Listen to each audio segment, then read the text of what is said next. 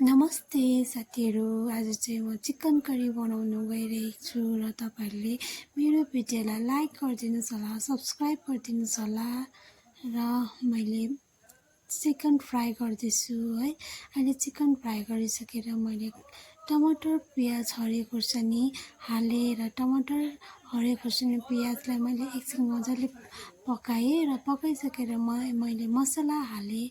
मसला ready बनाइसकेको थिएँ र मसला हालेँ। मसला हालिसकेर एकछिन फेरि मजाले पकाएँ र पकाइसकेर मैले त्यसमा हर्दी, टिका लाल, नुन एड गरिसकेर अघि फ्राई गरेको चिकनलाई मैले कराईमा हालेँ र कराईमा हालिसकेर मजाले चलाएँ र चलाइसकेर मैले एकछिन मजाले पकाउन थालेँ र पकाइसकेर अब मेरो चिकन रेडी हुनु आँट्यो है। तपाईहरुलाई कस्तो लाग्यो मैले चिकन पकाएको?